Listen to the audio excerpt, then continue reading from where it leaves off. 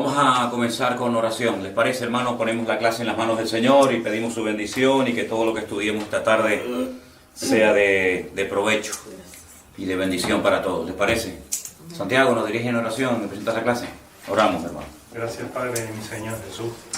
Bendice este lugar, Señor. Bendícela con tu Santo Espíritu.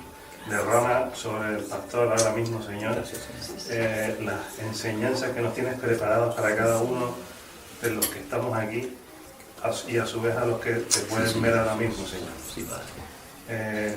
Bendice, Señor, este día y a cada uno de los que estamos aquí presentes, en el nombre de tu Hijo amado. Amén. Amén. Amén. Gloria a Dios. Muy bien. Antes de entrar a leer el capítulo 12 del libro del Apocalipsis, hemos puesto ahí en la pizarra los nombres de las 7 iglesias. Yo les mandé un WhatsApp a Evelyn, así que ustedes ya lo tienen ahí. Sí, ok. El nombre de las 7 iglesias sería bueno que se los aprendieran por orden, ¿no?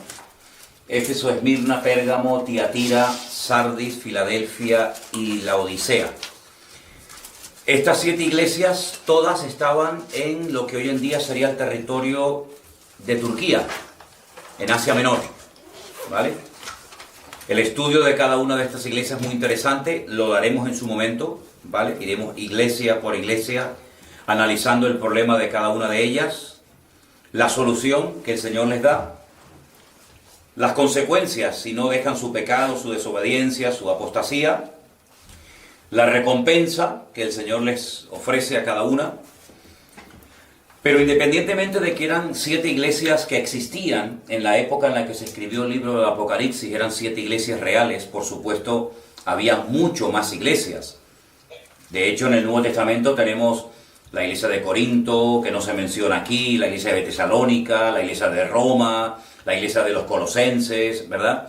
Estas 7 iglesias se escogieron con un propósito, ¿vale? Primeramente porque el Señor tenía algo que decirle muy directo a estas congregaciones. Pero alguien ha especulado sobre por qué el Señor escogió solamente a estas 7 iglesias y no escogió a otras o a más. Y algunos comentaristas dicen que estas iglesias pueden representar en cierto sentido la trayectoria de la iglesia a lo largo de la historia. Tendríamos en primer lugar la iglesia apostólica, la iglesia que va desde el año 30 o desde su nacimiento en el día de Pentecostés hasta el año 100 aproximadamente, y curiosamente es la única iglesia, la iglesia de Éfeso, a la que se le hace referencia o se menciona el tema de los apóstoles. Ya después, ese término, apóstoles, ya no se menciona en ninguna otra iglesia. Por eso algunos consideran que representa en cierto sentido a la primera iglesia, la iglesia que nace en Jerusalén, la iglesia primitiva, la iglesia donde estaban con vida los apóstoles, ¿vale? Ya te digo, ya iremos poco a poco estudiando cada una de estas iglesias, pero digamos que la iglesia de Éfeso podría representar esa primera etapa o esa primera iglesia. La segunda iglesia, la iglesia de Esmirna, es la iglesia que iría desde el año 100 hasta más o menos el 312, un poquito más, un poquito menos, es la época de la persecución. Terribles persecuciones, cantidad de emperadores romanos se dedicaron sistemáticamente a intentar destruir la iglesia, a perseguir a los cristianos. Fue una etapa terrible, terrible. Se encuentra desde el año 100 hasta el 300 y pico, son muchos años, mucho tiempo matando cristianos. Entonces, como se menciona a la iglesia de Esmirna como una iglesia que iba a sufrir persecución, pues algunos consideran que puede representar a esa etapa de la iglesia que fue fundamentalmente conocida por unas persecuciones terribles. La siguiente iglesia, la iglesia de Pérgamo, es una iglesia indulgente, una iglesia tolerante, una iglesia que comienza a corromperse internamente, comienza a darle lugar a doctrinas y a ideas muy extrañas, y por eso la iglesia, digamos, de Pérgamo, que va desde el 312 hasta aproximadamente el 606 después de Cristo, ahí comienza el declive de la Iglesia. Ahí comienza la Iglesia a casarse con el Estado. De hecho, un emperador romano llamado Constantino hace que el cristianismo sea la religión oficial del Estado. Ahí comienzan la compra de cargos, ahí comienza, digamos, a meterse los ritos y las ceremonias de antiguos cultos dentro del seno de la Iglesia, y la Iglesia ya a estas alturas no es ni la sombra de lo que era en un principio cuando nació. La Iglesia de Tiatira, la etapa de la Iglesia totalmente paganizada, la Iglesia que se ha metido en el mundo totalmente, ya no hay prácticamente ninguna diferencia. Siempre ha habido un remanente, ¿vale? Siempre ha habido cristianos que se han mantenido firmes al Señor, como en la época del profeta Elías, cuando el profeta Elías le dice al Señor: Señor, me siento solo, estoy solo, no me apoya nadie. Y el Señor le dice: hay 7.000. Hay 7.000 que no han doblado sus rodillas, ¿no?, ante Baal. Siempre ha habido un remanente fiel, gente que se ha mantenido fieles al Señor, a la palabra, a la verdad. Pero fundamentalmente la característica en esta etapa, y está representada por la iglesia de Tiatira, es la iglesia metida en el paganismo total y absoluto. Les voy a dar en las próximas clases todas las cosas que comenzaron a introducirse en la iglesia, en los diferentes concilios, las costumbres que hasta el día de hoy sigue manteniendo y enseñando la Iglesia Católica, cosas tremendas, ¿no? Y claro, ya la iglesia entra en una etapa de una iglesia prácticamente muerta. La iglesia de Sardis, que le dice el Señor: tienes nombre de que vives, pero estás muerta, ¿vale? Es una etapa tenebrosa, toda la etapa de la Edad Media, ¿vale?, que va casi por 1000 años, una etapa oscura, una etapa de paganismo, de frialdad espiritual, de falsas doctrinas, terrible, terrible. Gracias al Señor hay un rebrote de la iglesia con los famosos avivamientos, y que en cierto sentido la iglesia de Filadelfia puede representar esa etapa de restauración, de volver al origen de la palabra, de volver a la fuente, de apartarse del paganismo, apartarse de las falsas doctrinas, apartarse del culto a Roma, etcétera, etcétera. Y la iglesia de Filadelfia, la iglesia del amor fraternal, eso significa la palabra Filadelfia, es una iglesia que vuelve otra vez a su principio, ¿no?, al despertamiento, a la espiritualidad, a la búsqueda sincera y genuina de Dios y de su palabra. Pero diríamos que hoy en día estamos en una etapa de la iglesia que la representa muy bien la iglesia de la Odisea, que es una iglesia tibia, una iglesia rica, una iglesia que se ha extendido por todo el mundo, pero una iglesia que ha apostatado en muchos aspectos, ¿no? Y vemos hoy en día, lamentablemente, en muchas congregaciones cristianas que se enseñan auténticos disparates, que no tienen ningún fundamento bíblico, son auténticos circos, lugares donde la gente va a entretenerse, a pasar el tiempo, está visto socialmente bien, incluso van políticos y artistas y cantantes a las iglesias, porque no se sienten aludidos ni confrontados con su vida pecaminosa, ni con su vida de desorden, y entonces es una iglesia a la que el Señor le dice: yo estoy a la puerta y llamo. Si alguno oye mi voz y abre la puerta, entraré a él, cenaré con él y él conmigo. Entonces digamos que las iglesias del Apocalipsis, desde la primera Éfeso hasta la última la Odisea, son iglesias reales que existían en aquel tiempo, iglesias locales, que estaban en la zona de Asia Menor, ¿vale? Digamos que de Éfeso salieron estas hijas. Éfeso sería la iglesia principal, la iglesia madre, fundada por el apóstol Pablo en Hechos capítulo 19, pueden ver el origen de la iglesia, ¿vale? En esa iglesia de Éfeso estuvo el apóstol Juan y la madre de Jesús viviendo un tiempo, pero al final vemos que la iglesia entra en una frialdad donde no se diferencia mucho a veces la vida de un cristiano de la vida de una persona del mundo que no conoce al Señor, y estamos viviendo una etapa en la que la iglesia necesita volver otra vez a la fuente, volver otra vez a la realidad de la palabra, a tener relación con el Señor, a no estar tan interesada en las cosas materiales, que parece que es lo que más le preocupa a muchos cristianos, sino en las cosas del espíritu, ¿no? Estoy leyendo un libro de la biografía de Maimónides, y decían que era un hombre que a él le interesaban más las cosas del cielo que las de la tierra, ¿no? Era un hombre que buscaba la espiritualidad, buscaba el conocimiento de Dios, y yo creo que la iglesia debería de volver a esa fuente, ¿no? Volver otra vez a la búsqueda sincera de parte del Señor, y no estar metido que si el materialismo, que si la prosperidad, qué coche tienes, qué casa tienes, cómo te viste, etcétera, porque eso al fin y al cabo es efímero y pasajero y no es lo importante a lo que el Señor nos ha llamado,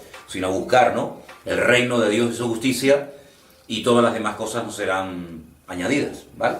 Entonces, esto es más que nada para que ustedes hagan una idea un poquito de lo que puede representar cada una de estas 7 iglesias del libro de Apocalipsis, que ya digo, las estudiaremos en su momento, una por una, Pero ahora quiero llevarles a un capítulo extraordinario, un capítulo un tanto extraño, porque parece como que no pega, ¿no? Dice, bueno, ¿y este capítulo aquí qué nos puede enseñar? Capítulo 12 del libro del Apocalipsis. Vamos a leerlo entero. Yo voy a leer un versículo y uno cualquiera de ustedes lee el siguiente versículo, si les parece, ¿vale? Apocalipsis capítulo 12, titulado La mujer y el dragón.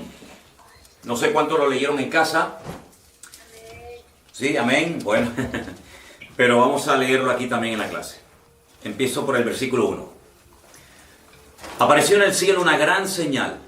Eso ya es importante. Una gran señal. Una mujer vestida del sol, con la luna debajo de sus pies y sobre su cabeza una corona de 12 estrellas. Versículo 2. Y estando encinta, clavó con dolores de parto en la angustia del alumbramiento. Vemos que es una mujer que está embarazada y que está a punto de dar a luz. Apareció también otra señal en el cielo. He aquí un gran dragón escarlata que tenía 7 cabezas y 10 cuernos, y en sus cabezas 7 diademas.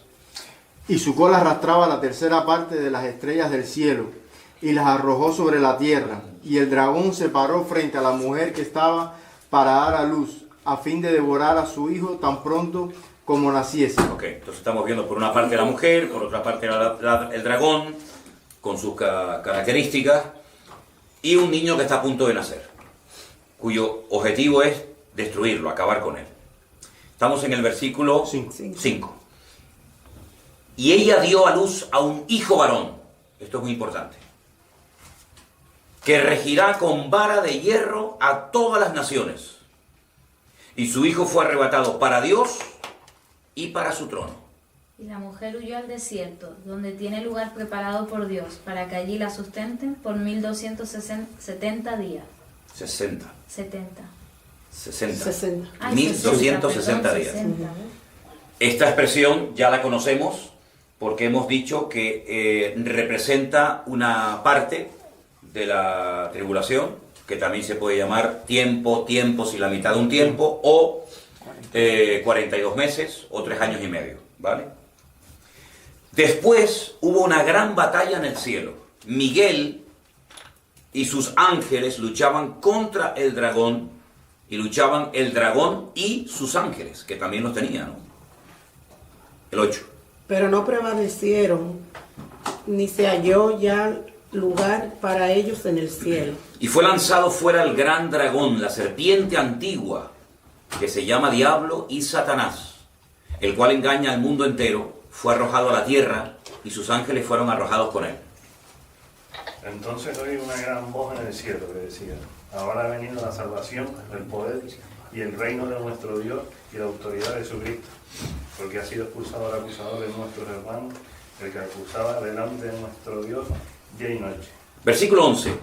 Ellos le han vencido por medio de la sangre del Cordero y de la palabra del testimonio de ellos, y menospreciaron sus vidas hasta la muerte. Por lo cual, alegraos, cielos y lo que moráis en ellos. Ay de los moradores de la tierra y del mar, porque el diablo ha descendido a vosotros con gran ira, sabiendo que tiene poco tiempo. Y cuando vio el dragón que había sido arrojado a la tierra, persiguió a la mujer que había dado a luz al hijo varón. Y se le dieron a la mujer las 2 alas de la gran águila, para que volase delante de la serpiente al desierto, a su lugar, donde es sustentada por un tiempo y tiempos y la mitad de un tiempo. Okay. La serpiente arrojó de su boca tras la mujer agua como un río, para que fuese arrastrada por el río. Pero la tierra ayudó a la mujer, pues la tierra abrió su boca y tragó el río que el dragón había echado de su boca. Entonces el dragón se llenó de ira contra la mujer y se fue a hacer guerra contra el resto de la descendencia de ella, los que guardan los mandamientos de Dios y tienen el testimonio de Jesucristo. Uno se pregunta, en primer lugar, ¿qué es lo que el Señor nos quiere enseñar con este capítulo, ¿no? Porque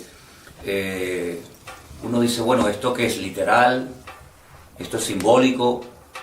Lo que está bien claro es que está cargado de muchísimos detalles que nos dan mucha información acerca de quién puede ser esta mujer, quién puede ser este hijo, y en cuanto al dragón está clarísimo, porque el versículo 9 lo define como la serpiente antigua, que se llama Diablo y Satanás. Por lo tanto, ahí no hay género de dudas, no hay que decir, bueno, ¿y el dragón a quién puede representar? La misma palabra te lo dice, al diablo, a la serpiente antigua, a Satanás, que además dice que engaña al mundo entero y que fue arrojado a la tierra y sus ángeles también fueron arrojados con él.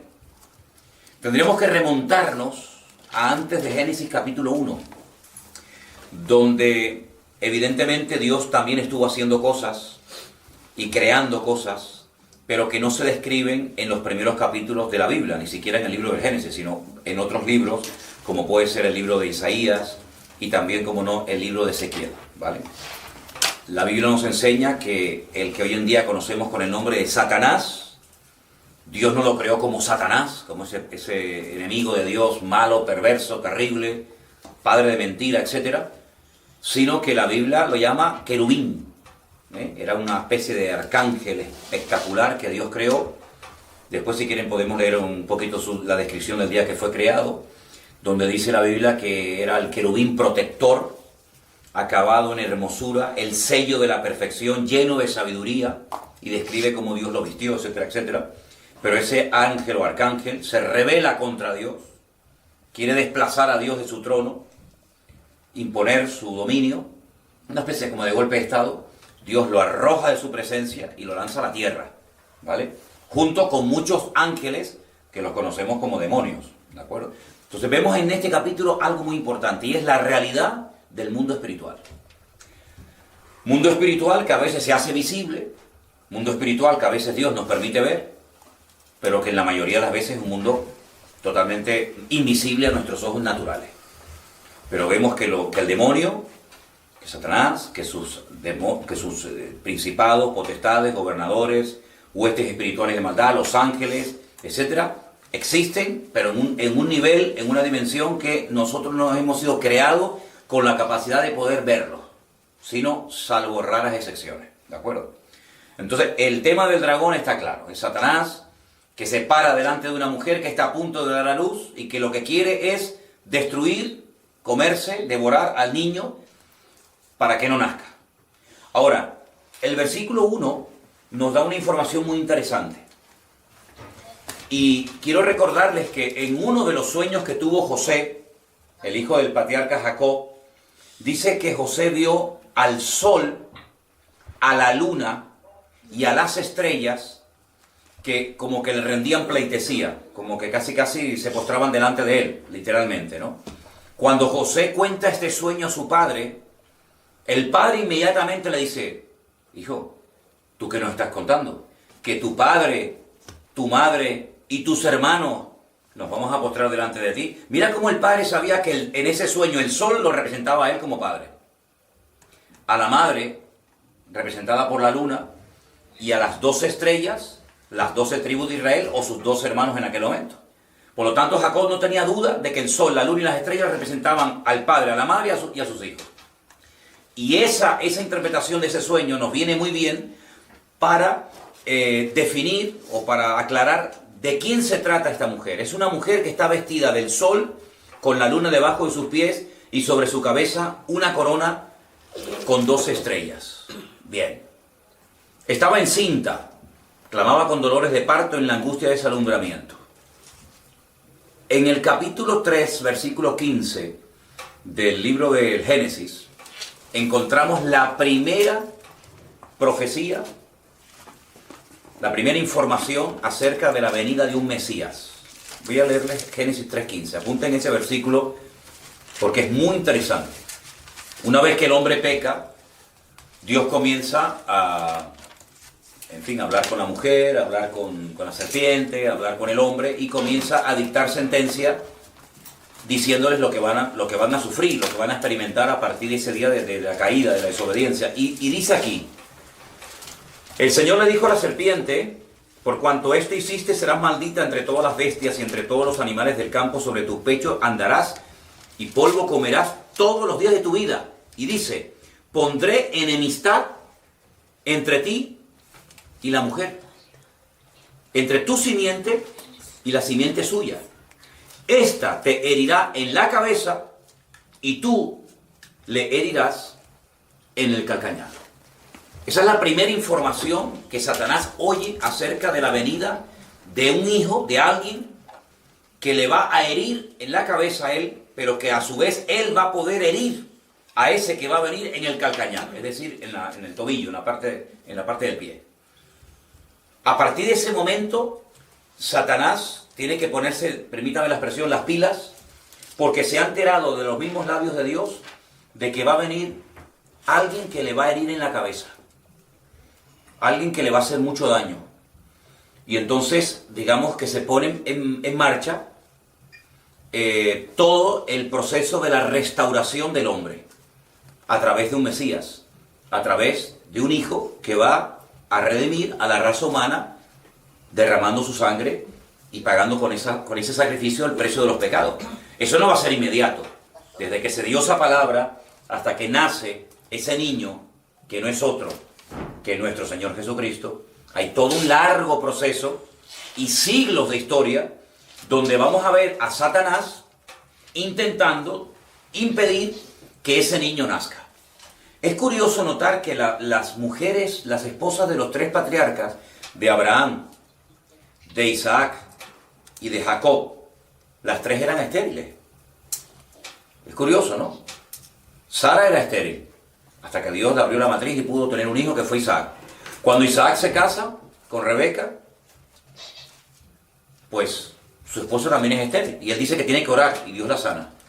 Y finalmente, cuando uno de sus hijos, llamado Jacob, se casa y se da cuenta de que una de sus esposas, en este caso Raquel, también es estéril.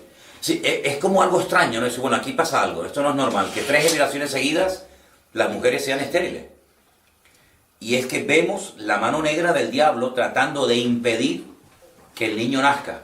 Como esta estrategia no le funcionó, nos vamos a Egipto y encontramos que por ahí un día se le ocurre al faraón, nada más y nada menos, en ese intento de destruir que esa simiente, que ese niño nazca, pues es el político de turno y el diablo lo va a utilizar para ponerle en el corazón que ponga un edicto que haga matar a todos los niños, no a las niñas, porque Satanás sabe que el Mesías va a venir en forma de varón, no en forma de niña, y murieron muchos niños en el río Nilo.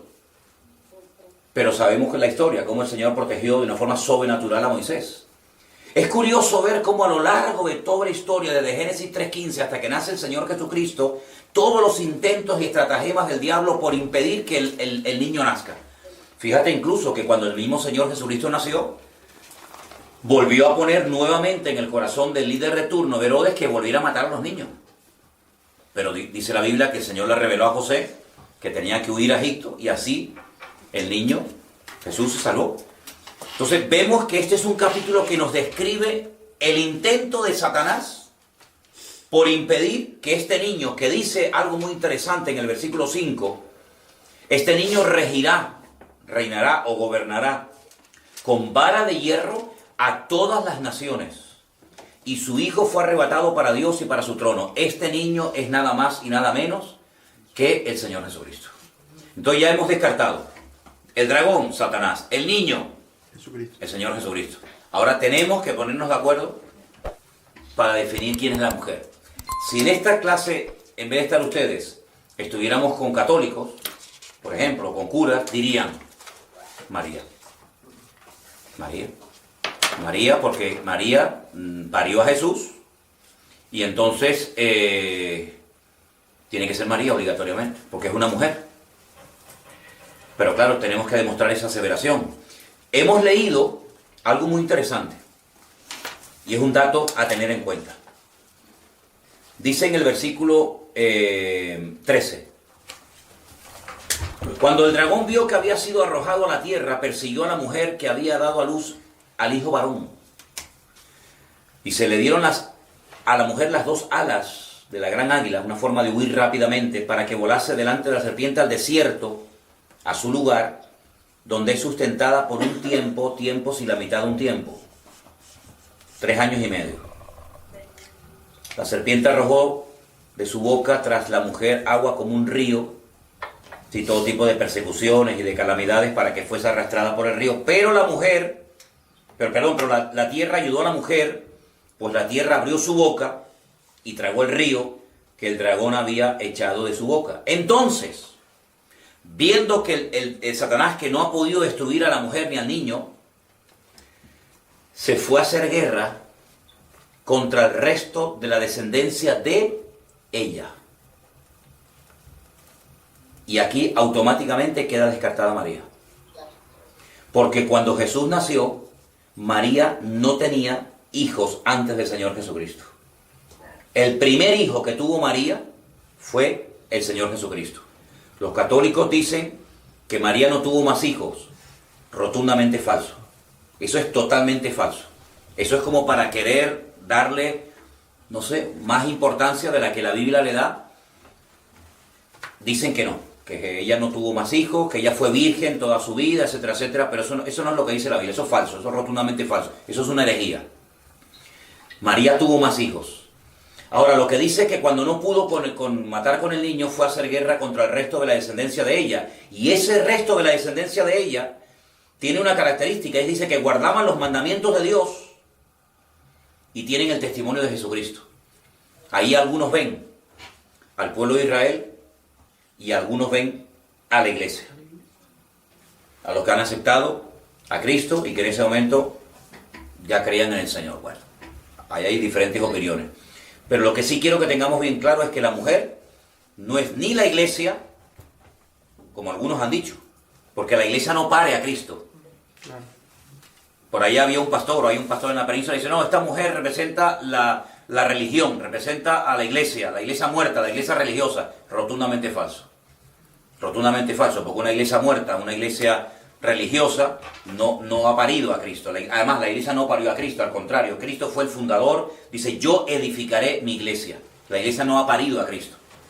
Si no es la iglesia, y no puede ser María, por el versículo que acabamos de leer, entonces sí o sí, esta mujer se trata del pueblo de Israel.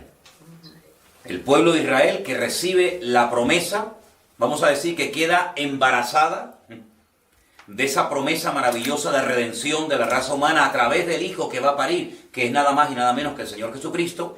Y no nos olvidemos que el Señor Jesucristo a la mujer samaritana en Juan capítulo 4 le dice que la salvación viene de los judíos. Entonces Israel fue el que recibió la bendición de tener una tribu, que era la tribu de Judá, a través de la cual viene el Mesías, y a través del Mesías viene la redención a toda la raza humana. Entonces la mujer es Israel, el Hijo es el Señor Jesucristo, el dragón es Satanás. ¿Vale? Es un capítulo que está en medio de dos capítulos muy interesantes, como el 11 de los dos testigos y el 13 de las dos bestias, para mostrarnos los conflictos por los cuales tuvo que pasar el pueblo de Israel para que pudiera llegar a nacer el Señor Jesucristo, lo cual no fue nada fácil. ¿De acuerdo? Ahora bien, aquí dice que el niño regirá las naciones con vara de hierro. Quiero llevarles a Lucas, y quiero que apunten estos versículos, los hermanos que nos están escuchando y viendo. En el Evangelio según San Lucas, la madre de Jesús recibe una visita muy interesante, que es la del arcángel Gabriel. El arcángel Gabriel, que ya había aparecido en el libro de Daniel en el Antiguo Testamento, se le aparece a María, y concretamente en el capítulo 1 de Lucas, el ángel Gabriel, versículo 26, al sexto mes, fue enviado por Dios a una ciudad de Galilea llamada Nazaret. Fíjense los datos que nos da solamente un versículo. A los 6 meses de estar embarazada, Gabriel es enviado por Dios a una ciudad de Galilea, hay muchas, pero concretamente a Nazaret. No a cualquier persona, sino a una virgen, a una joven desposada con un varón que se llama José. Es decir, es imposible que el ángel Gabriel tocara en la puerta de otra persona, porque con todos los datos que le estás dando. Y el nombre de la virgen, o el nombre de la joven era María, Miriam. Entrando el ángel en donde ella estaba, le dijo, bueno, esto está traducido del griego, le dice salve, esto era el saludo de los romanos, ¿no? Le diría shalom, el Señor es contigo, bendita tú entre las mujeres. Mas ella, cuando le vio, se turbó por sus palabras y pensaba qué salutación sería esta. Ahora fíjense qué curioso, porque Daniel, cuando ve a Gabriel, cae postrado, cae en tierra, el hombre estaba muerto de miedo, de temor. Sin embargo, esta mujer lo que más le preocupa es la forma como le ha saludado el ángel, ¿no? No cae al suelo, no se asusta, sino que ella dice, uy, ¿por qué me saluda así? ¿Por qué me dice, el Señor está contigo, bendita seas tú entre todas las mujeres? Ahora fíjense lo que le dice el ángel Gabriel. Le da un paquete, digamos, profético que contiene 7 profecías. Vamos a contarlas. La primera: ahora concebirás en tu vientre y darás a luz un hijo. ¿Cumplida o no? Sí. Totalmente. Quedó embarazada y dio a luz a un hijo. Perfecto. Tal como dice Apocalipsis 12. Segunda: llamará su nombre Jesús. Sí. Totalmente cumplido. Ese fue el nombre que le pusieron sus padres. Tercera: este será grande. Sí. Más grande que Cristo no hubo nadie, ¿no? Cuarta: será llamado Hijo del Altísimo. Sí. También fue llamado en alguna ocasión Hijo del Altísimo. Tomen nota de esta. El Señor Dios le dará el trono de David su padre. No. Quizá no. Jesús no tuvo un trono.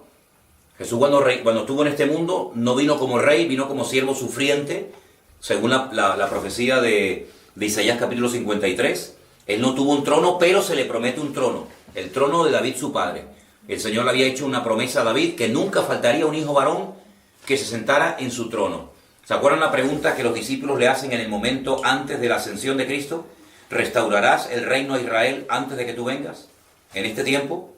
Es decir, ellos sabían que el Mesías tiene que reinar, porque era la promesa que se le dio al rey David.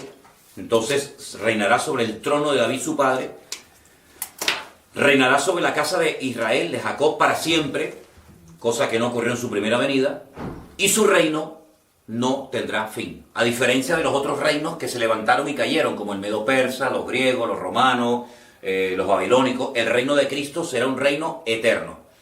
Entonces María le dijo al ángel, ¿cómo será esto? Esto es muy fuerte, lo que está recibiendo esta mujer aquí es tremendo, porque yo no conozco varón, yo estoy comprometida, aún no estoy casada. Y el ángel le dice, el Espíritu Santo vendrá sobre ti, el poder del Altísimo te cubrirá con su sombra, por lo cual también el santo ser que nacerá será llamado Hijo de Dios.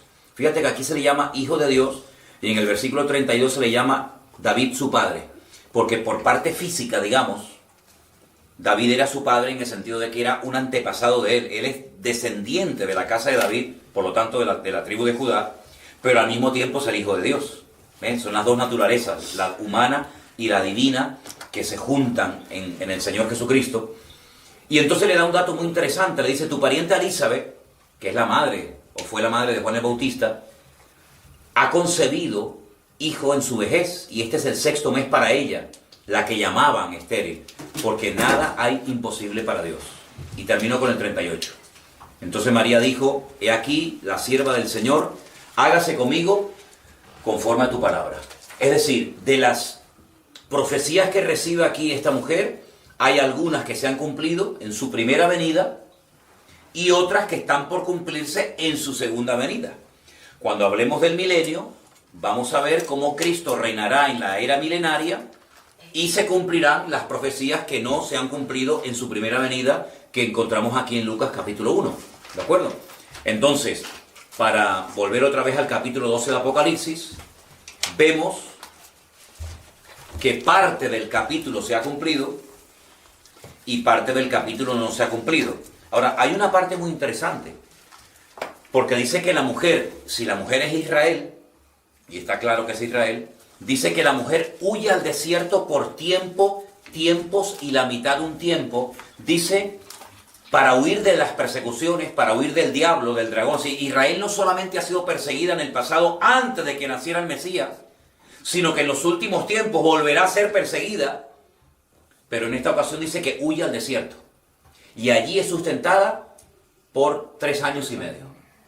Sí, hay una parte de la tribulación donde Israel huye al desierto y allí dice que es sustentada. Y allí ocurre algo muy interesante, porque dice que allí comienza a ser sustentada, a ser cuidada durante 3 años y medio, y allí brotan aguas.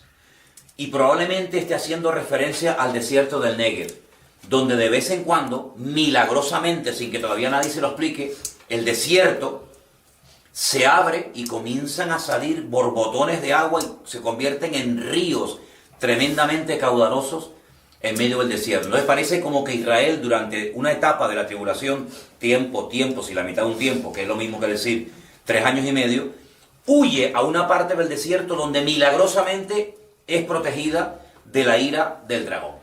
Entonces estos son datos a tener en cuenta, porque no cabe la menor duda de que hay una parte que se ha cumplido, pero hay una parte que todavía queda por cumplir. Sí, Israel ha sido perseguido siempre, antes, durante y después, hasta que por fin venga el Señor y reine sobre la casa de Israel para siempre, y su reino nunca más volverá a tener fin. Entonces yo quería tocar este capítulo en esta tarde para que cuando ustedes lo lean a partir de ahora sepan interpretarlo y sepan correctamente decir, bueno, esta mujer no es ni María, ni es la iglesia, ni es una institución humana, sino se trata del pueblo de Israel que recibe la promesa del nacimiento de un Mesías, y a partir de ese momento Israel entra en un periodo como de alumbramiento, de angustia, de persecuciones, de calamidades, de tragedia, hasta que por fin nace el Señor Jesucristo, ¿verdad? Este es el niño, y se cumple la redención, el plan de la redención del hombre, ¿no? Ahora, en el libro del Apocalipsis se da una paradoja muy interesante. Apunten este dato. Hay 404 versículos en el libro del Apocalipsis. Repito, 404 versículos. De los cuales, fíjense qué dato les voy a dar ahora, 278. ¿Cuánto? 278 son referencias al Antiguo Testamento. Es decir, es el libro del Nuevo Testamento que más citas hace del Antiguo Testamento. En el libro de Apocalipsis vemos la culminación del plan de Dios. El plan de Dios ha sido progresivo, la revelación profética de Dios ha sido progresiva, no ha sido ¡pum!, de golpe, ¿verdad?, instantánea, sino que a lo largo de la historia, de los tiempos, Dios ha ido revelando muchos detalles a través de sus siervos, los profetas, de Miqueas, dio algunos detalles de Isaías, de Jeremías, etc. Pero finalmente el clímax del plan de Dios se culmina, se cumple en el libro del Apocalipsis. Y hay 278 referencias al Antiguo Testamento. ¿Por qué? Porque fundamentalmente este libro, cuando se escribió, fue escrito para dar información, y mayoritariamente las congregaciones estaban compuestas por membresía de origen judío, de etnia o de raza judía, ¿verdad? Por supuesto, después el cristianismo se ampliaría a todas las naciones, ¿verdad?, como hasta el día de hoy, pero la mayoría de los que se convertían en los primeros tiempos, la mayoría eran judíos, hasta que después ya Pablo comienza su ministerio itinerante y comienzan a convertirse un montón de personas de otras naciones de origen pagano que se comienzan a injertar en la vida de la iglesia. Vamos a encontrar expresiones como judíos, gentiles, inconversos, ¿verdad?, en la Biblia, y hay que saber definir estos grupos de quién se trata, ¿vale? Dios tiene un solo pueblo que está formado por todas las naciones, tribus y lenguas de todas partes del mundo. Evidentemente Dios no te va a pedir el pasaporte cuando llegues al cielo, el ser judío, pues si tú no aceptas a Cristo, dice, todos pereceréis igualmente, ¿sí? Es decir, el judío también necesita aceptar y reconocer a Cristo, al Mesías, porque es el camino, es la verdad y es la vida, y nadie va al Padre sino solamente a través de Cristo, ¿vale? Es el medio de salvación, no hay otro mediador, no hay otro intercesor entre Dios y los hombres más que Jesucristo, no hay otro nombre bajo el cielo dado a los hombres a través de que se pueda ser uno salvado más que a través de Cristo, ¿verdad? Pero no cabe la menor duda de que cuando uno viene a Cristo viene con su identidad nacional. Es uno es dominicano, otro es cubano, el otro es argentino, el otro es judío. Entonces dice Pablo, ¿y qué ventaja entonces tiene el judío sobre el griego? Cuando se habla del griego se refiere a todo al mundo gentil. No va a decir, bueno, el judío, el español, el árabe, no, sino dice judíos y griegos. Y ahí en el concepto griego entran todos los gentiles, digamos, ¿no? Dice, ¿qué ventaja tiene? Dice, pues tiene muchas. El judío tiene muchas ventajas, primero porque la mayoría de ellos han sido criados de su más tierna infancia en la palabra. Y la mayoría de la gente que no han sido criados en la palabra, pues han sido criados, sabe Dios, en el ateísmo, en el materialismo, o sabe Dios qué cosa rara. El judío fue el portador de la palabra. El judío estudia la Biblia como una asignatura más en la escuela. ¿Por qué? Porque la historia del pueblo de Israel está ligada sí o sí, creas o no, a la historia de la Biblia. Dice, bueno, ¿ustedes de dónde vienen?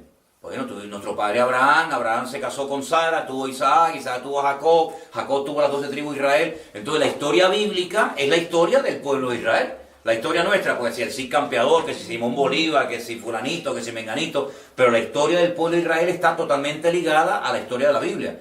Entonces tienen una serie de ventajas, porque para ellos la Biblia no es un libro desconocido, las fiestas, los profetas, para ellos es como el pan nuestro de cada día, pero eso no significa de que por tener ese privilegio, ese conocimiento, el haber sido escogidos como el instrumento para que a través de ellos viniera el Mesías, ya son los mejores del mundo, sino necesitan exactamente igual que cualquier otro que no es judío, convertirse y salvarse a Cristo. Cuando esta gente, muchos de ellos se conviertan, y muchos ya se están convirtiendo, claro, tienen un conocimiento bíblico que el que empieza, que no ha sido criado en la palabra, no tiene. Claro, tú tienes que aprenderte nombres como Abraham, Moisés, Isaías, Jeremías, y qué es esto y qué es aquello, pero es que él ya lo sabe, porque él ha sido criado. Ellos celebran la fiesta de la Pascua, tal y como dice la Biblia, la fiesta de los tabernáculos, la fiesta del Yom Kippur, la fiesta de, en fin, tantas celebraciones que son de origen bíblico, que el que no ha sido criado en esa cultura, pues las ignora y tienes que empezar de 0. Pero sin embargo, y encima con la ventaja de que pueden leer la Biblia en su idioma original, que eso es otra ventaja más añadida, ¿no? Entonces, el libro del Apocalipsis, como dije al principio de las clases, es un libro que se escribió para aclarar, no para confundir. Es un libro que se escribió para que el creyente tuviera una esperanza y supiera en todo momento dónde se encuentra y qué señales tiene que ver. Una de las personas que escribía nos decía, ¿y en qué momento nos encontramos? ¿En qué sello? ¿En qué trompeta? Bueno, no es cuestión de saber en qué sello o en qué trompeta nos encontramos, sino que yo definiría estos tiempos previos a que todo esto explote como los dolores de parto. La Biblia dice que este es el principio del fin. Ustedes saben que cuando una mujer empieza a tener dolores de parto ya no hay marcha atrás. No lo digo por experiencia, sino desde la más absoluta teoría. Pero cuando empieza una mujer ya a romper aguas y a quejarse y los dolores, sal corriendo porque ya viene, hasta que nace el niño, ¿no? La tierra ha entrado en dolores de parto hace mucho tiempo. Los terremotos se van a incrementar, los virus, las plagas, las epidemias, todos estos principios de dolores, dice la Biblia, hasta que todo esto nos lleve a una etapa de la historia muy fuerte que conocemos como la Gran Tribulación, donde, como hemos dicho en la clase, hay diferentes posturas referentes a si somos arrebatados antes, durante o después. Y bueno, y por ahí, como yo decía a ustedes antes de la clase, han surgido infinidad de teólogos que se han puesto en contacto con nosotros y nos dan todo tipo de argumentos, ¿no? Porque yo creo esto y yo creo aquello y tal. Nosotros respetamos, pedimos el mismo respeto para los que a lo mejor tenemos una opinión diferente, pero lo que está bien claro es que los últimos tiempos no van a ser tiempos fáciles para nadie. Quiero darles un dato de algo que ocurrió, si no fue ayer, esta semana. En una iglesia en el país de Burkina Faso, el día 17 de este mes, en una iglesia, dice el anuncio evangélico o protestante, han matado, incluido al pastor, a 24 miembros de la congregación. Y se han llevado a unos cuantos, se han llevado no sé cuántos secuestrados. Es decir, eso para los hermanos o para las personas que dicen que bajo ningún concepto los cristianos vamos a pasar por ningún tipo de penuria, de persecuciones, de muerte. Bueno, pues estos hermanos nuestros los mataron ayer en pleno culto, incluido, repito, al pastor, a 24, y se han llevado a un montón secuestrado que solamente Dios sabe lo que va a ocurrir con estos hermanos. Estos hermanos que han sido muertos, ahora están en la presencia del Señor y han muerto como mártires por la causa del Evangelio. No murieron así de esta manera cruel por los yihadistas asesinos que solamente saben matar y no respetan la vida humana.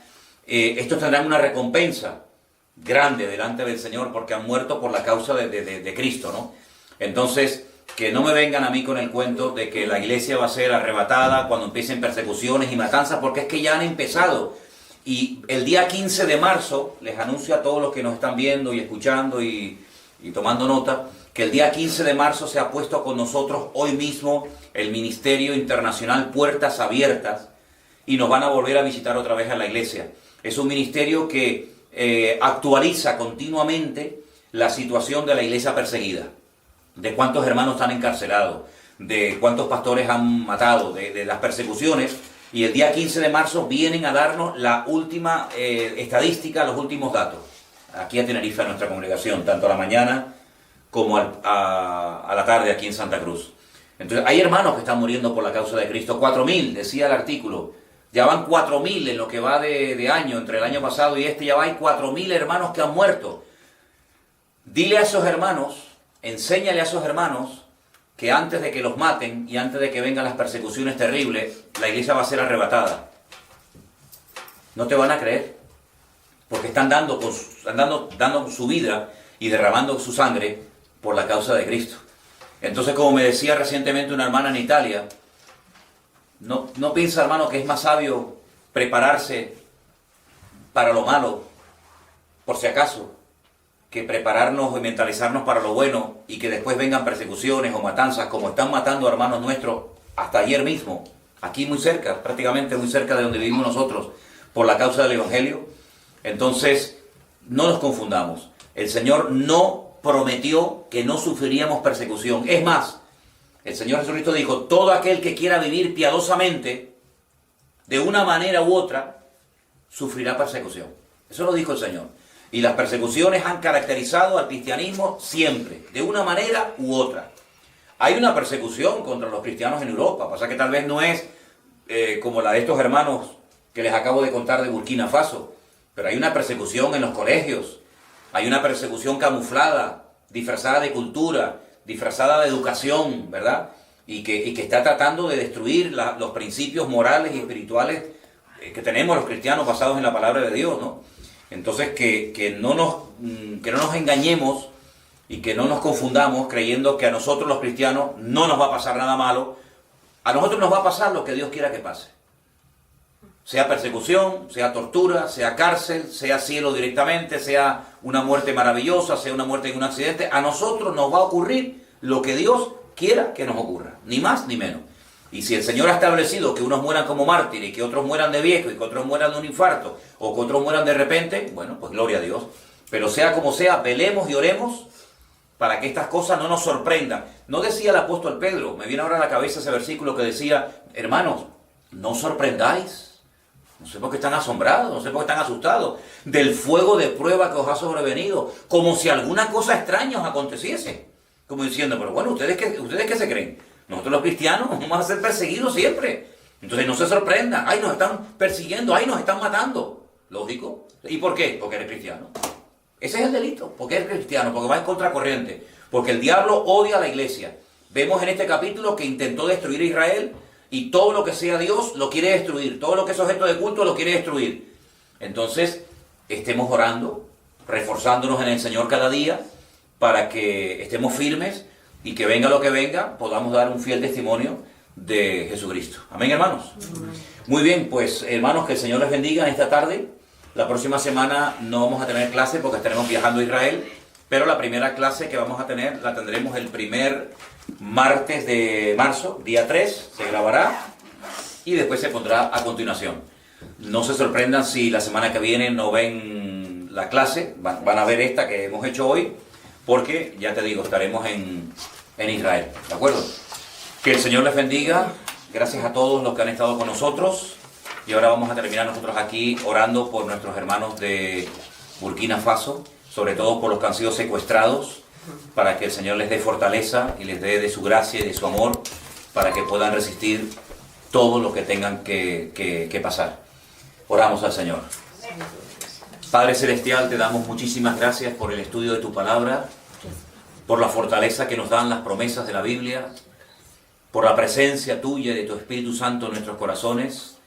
Queremos orar de una forma especial en este momento por nuestros hermanos que han sido atacados, que han sido llevados secuestrados por estas personas que han entrado violentamente y han matado a tantos hermanos nuestros en esa iglesia en Burkina Faso.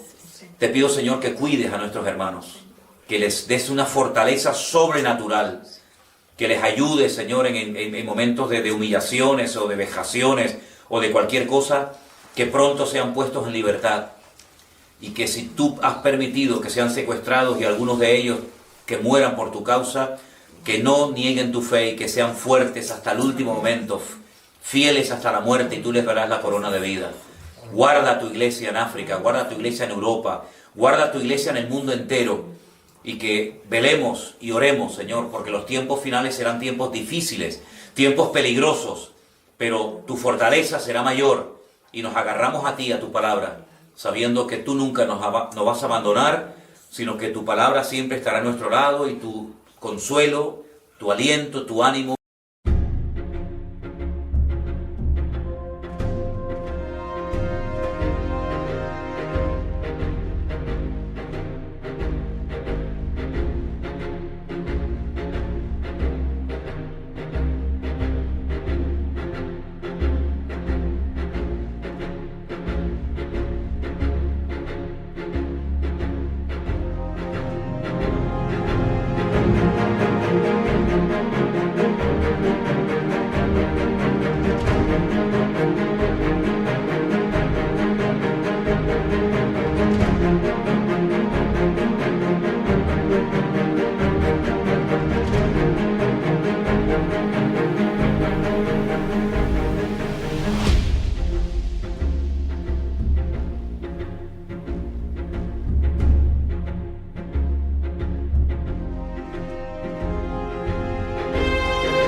Siempre estará en nuestros corazones. Pedimos la bendición para esta clase, para los que la van a ver, los que la van a compartir con otras personas que viven lejos. Ayúdanos a estar firmes en la fe, a estar firmes en tus palabras, en tus caminos. En el nombre de tu amado Hijo Jesús. Amén. Y amén. Que el Señor les bendiga, hermanos.